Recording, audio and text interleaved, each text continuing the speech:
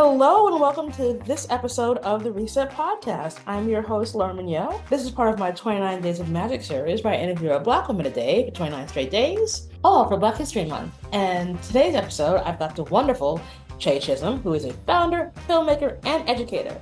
She has an incredible life story. I can't wait for you all to take a listen and learn. Hey, Che. How you doing, Laura? Oh, just chatting away, making new friends wherever I go. We use. I love it. First question, always the same. Answers always really interesting. I'm sure you'll be no different. So, Che, what was your first job? Let's go way back. Sure. My first job, there were a series of jobs that sort of defined me in the early years. One was working at the Gap in Georgetown in the late 80s, my summer job. And I was also juggling at the same time working at a camp, an arts camp, which kind of directly feeds into my future journey. But just running back and forth between those two is a very vivid memory of mine in high school. Folding, lots of folding, lots and lots of folding of jeans in But you Georgetown. control jeans really well now. I can. I'm very proud of my jean folding. See? Listen, we all have ways to win. Okay, so we go from ace jean folder to where we are now. What's that career journey been like? It's been great. I've mainly sort of lived in the media world, film, narrative film, documentary film, journey as a producer, as a production design person, as an art director, prop master. I managed HBO Family for years. So the child media or educational media journey sort of began there. And um, fed me directly into coming up with the idea with my husband to found Automatic Studios a little over 10 years ago, an educational film studio for ages 8 to 14, 15 years old. And we've made hundreds of films there. It's been an incredible journey with Automatic Studios. And so now I'm actually currently developing a piece of software for film and television. I'm in a little bit of stealth mode. I'm still in development with the project, but it's called PIYP, Production in Your Pocket. It's a mobile production management tool that will hopefully help solve a lot of the problems that a lot of miscommunication happening on set. So stay tuned. I'm excited about sharing that as it develops. Wow, really cool. Yeah, I'm So tell us more a about lot Automatic going on. Studios. So tell us more about Automatic Studios. I know it's been great. It sort of came to me between lots of set visits with my kids to visit productions that I was working on, productions that my husband was working on, and our kids and their friends being just fascinated with, big movie and television productions. It's a playground, right? Like all the equipment, all the people moving, all the monitors and the cords and wardrobe and all of those fun things. And it came to us like, why not fully expose them to the ins and outs of film production and recreate that environment just for smaller people? So we created an environment that replicates that, not just putting a phone or a small camera in the hands of kids and letting them run around, but actually structuring it like a professional set. So there's many assistant directors and script supervisors and production designers that are, 10-year-olds running around with clipboards. And we managed to make hundreds of films with that format in mind. And so now this new software, it's a little bit stealth. What Yep. prompted you to decide to make it? So a combination of living in that controlled chaos with Automatic Studios and having multiple staff with groups of students working on, really structured and intense little mini sets running around. But, it's always a challenge of miscommunication. Did they get the right script? Are they working off do they have the right costumes? All of that, thinking about the control, trying to manage the controlled chaos from an Automatic Studios perspective. But then looking at my husband, who is a camera operator in film and television. He's worked on multiple Law and Orders, Madam Secretary, Only Murders in the Building, and looking at his inbox and the glut of static PDFs and miscommunication, which is the latest version of the script or what's the latest version of the equipment list. So the creating production in your pocket comes from a desire to sort of manage all of the potential miscommunication with document sharing and texts and emails and centralizing it in one location. And it's necessary because everything is like everywhere, and you're like, get Everywhere. like one central hub. And Shay, so I'm like, your name sounded really familiar, and I'm like, you look really familiar, and I'm like, where do I know her from? We were in the same class together for small business services, and back in Oh, yes, 2017. I'm like, Laura. like her name sounds so familiar. Why do I know his name? Yes. It's like, wait a second, With Aldo. Aldo. Yes. And you were Oh, working on Automatic Studios. I'm like, this sounds so familiar. Why do I know this? oh, Laura, it's so great to reconnect. That's why we need a coffee, a lunch, or a drink to catch up in All person of next those. time. Because I no, it's awesome because I remember you were sort of just in the early stages of Automatic Studios when we were in that class 7 years ago. Yeah, Like, wow. Yep. and that is Way pre-COVID, the whole nine. hey, oh my gosh, oh my God, so happy to see that you got it off the ground. You made it awesome. Fabulous. Thanks, Laura. I would love to hear more about what you've been up to and catch up with you with your journey. This is exciting, the podcast and giving a voice to all of our struggles and adventures. Yes, it's struggles, adventures, and joy. Yes, enjoy. And the many other things that I do. Oh yeah, so I interrupt my own show because I don't care. It's my show, I can do what I want. Like, but it also goes to the story about why I'm doing this, where it's like there's so many of us doing so many great things, and we don't know each other, Yes. or we may have crossed paths and been like, "Hey, whatever happened to you? Here you go." And so it's really delightful to see all the really cool connections that come in because we got connected to somebody else. Um, Yes. And I'm so happy we're reconnected. This is great. Perfect. All right, so you've had this awesome career. Talk to me about a time where you're like, I am never going to get through this, and then you did. Let's see.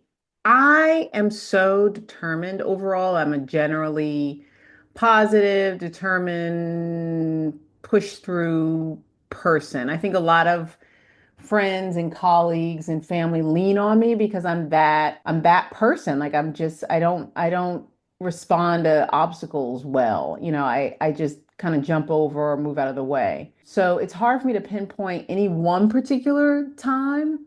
I will say, to be honest with you, starting this new venture feels like a harder pivot from the journey that I've been through so far, mainly from like it's a different type of fundraising, right? Like a venture fund fundraising is different than a bootstrapped automatic studios or even like fundraising for a film or working in sort of my safe bubble of filmmaking. This is different. So this is definitely a hurdle. I won't say that I've had much of a pause, I don't think I can get through it moment, but it's definitely been more of a challenge than I've had in the past, for sure. You'll find your way through it. I Yeah. will find my way through it. I am consistently currently finding my way through it. So it's a new journey. You just figure it out. I mean, I think that's the thing. It's again one of the kind of overlaying themes of this whole series and talking to so many amazing women has been like, we have a figure it out button. Hmm. Like, I think it comes from birth. That no matter what Definitely. the circumstance is, like, yeah, this is insane, but I'll figure it out. Like, that's just how it works. And so you're building all this really awesome stuff. You've got two companies that you're just kind of thriving and making happen. Hmm. What do you do for Shay? Like, what do you do for your self-care? I It's so funny. I have a lot of I escape really well. As much as I can be in the grind day in, day out, juggling work and family. I can shut off really easily and really, really well. So, reading, diving into shows, sneaking off to the local massage parlor. On Vanderbilt in Brooklyn, there's a tried and true place to get, quick little massage or mani-pedi for sure. But I will say my true escape, I am an avid puzzler. I know it's a weird, weird thing, but I always at any given time have some complicated, it's my knitting, it's my escape. It's sort of like I'm writing emails at the same time as I have like a massive 1,000-piece puzzle going at any given time. So that's kind of my like weird little escape. 1,000-piece puzzles? Yeah, I challenge myself to do them sometimes one in a day or, within a couple of days. Uh, that's a lot. It's a lot. I know. It's my weird. If you once you get to know me, I will one day share my photo album of pictures of all the puzzles that I've done. I It's mean, a thing. listen, I went back to building Legos this fall, Yes, having not played with them since I was like 12, I want to say. I love Legos. And I just love the fact that Legos are for adults now, because like I'm making all these different flowers and animals. I have Millennium Falcon, but I'm still a nerd. But there is something very cathartic about building something with your hands Yes. and putting your phone down. So I fully get it. I will say 2025, I really want to lean into some other hand building activities. Like, yes, sure, I'm always going to be a puzzler, but maybe taking some kind of like ceramics class or a drawing class, something that takes me, out of the house. And leaning into the puzzles definitely came out of COVID, like knowing that I had to sit in front of a computer at work from home. I started getting into, this, it's always been a hobby or a habit, but I call it a habit. It is habitual. But now we're out of the house more and I wanna build things outside the house. So that's my one of my resolutions for the year. Well, it's Find a interesting. good class. You should definitely check out Gretchen, who was one of our last week's 29 days, because she started doing wood making, because Oh, similarly, nice. and she's been making these gorgeous tables. Oh, nice. So I would go back to her episode and hear how she sort of approaches it, because it's similar to kind of the same thing, like, physically building something with your hands is a really beautiful thing to be doing right at this moment when we're all like, what the hell? Exactly. Exactly. And coming out with something complete. I think it's the completion, when so many, especially as you're building business, you're building life and everything, all these moving parts, like having some anchor, something that you can build and complete and move on. It's really satisfying. Like reading, right? Like people plow through books because they feel the satisfaction of completing the book. It's necessary, right? So that we feel grounded in something.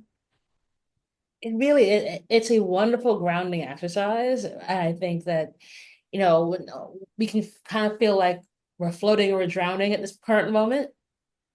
And Yep. if you can get something that like puts your feet on the ground, it does tremendous amount for your psyche. Oh Uh, yeah. And I've definitely seen myself do that, where it's just like, yep, feet are on the ground. So I'm gonna build this thing, gonna work on this journal thing. I'm gonna go back to doing podcasting because like I wasn't gonna do this, but then I just changed my mind on January 30th and decided to do this. I love it. And then I was like off to the races. But I forgot how much I love doing this. So, whatever it is that can ground you in this very unique moment, you got to do it. It's great. It's so important. So, looking back on all the really awesome things that you've done, What advice would you give 18-year-old Shay? I don't know. I look back, so it's so nice and fun to look back at 18-year-old Che because my kids are around the same age right now. So, I see all the how many exciting new things they're doing. So it's hard for me to be too critical of 18-year-old Che. I think setting up lifelong routines, maybe journaling, something that I could bring through. I don't know. It's really hard. Like I love 18-year-old Chase so much. I don't want to be too critical or have any regrets. It was such a great time. But I would definitely say some lifelong routines that I could pull through to today, like journaling, I would definitely say is something that I would encourage my 18-year-old self to sort of commit to. I love that. And I also love that, like, you don't look back at an 18-year-old version of yourself and be like, oh, you made all these mistakes, versus like, that was just part of the journey. It was just part of the journey. That's it. And that's what I try to share with my kids. It's like just like let it be, right? Like if it's not something destructive or, so monumental, just let it be that, right? Like part of the journey and experience. So, no, I look back and I'm really excited about what that looked like in the moment and even, from a distance. Awesome. So, so, so good. So, question for you. Do you have a give and or an ask of the audience? Hmm. Let me think about that. A give to the audience, I would say share. Share with your elders, share with your peers, share with those behind you, age-wise, every day. I feel like it's so important for us to not be so caught up in what we're doing in the moment and not feel excited to share our journeys with everyone around us. I think that for, being at Automatic Studios, I had the pleasure of being able to do that every day on a daily when we were up operating full time, where just having staff, having also the students that I was teaching, but also the parents, they're my peers, and being able to be a sounding board for the parents of the kids themselves we're teaching, and then our staff as a mentor, and to be able to learn from them and their journey. Just share more, share as much as you can your experiences. That's what that would be my share to the audience. And in terms of my ask, I'm kind of in like a very, I call it the awkward middle school phase of my startup, where you're not, you're building your skills, you're building all of your components, and you're not, you haven't launched yet. So I guess my ask to the audience is anyone who's interested in learning more about what I'm building, feel free to reach out. And I'm looking for partners and advisors and investors as I begin this new journey. So I'm pretty open for all the shares that I'm telling people to give that I give. I'm open to receiving it as well. I love that. And thank you for asking. Like, but put it out there, like, because ain't no shame in here. Ask. No, you know, If folks don't know, they can't help. exactly.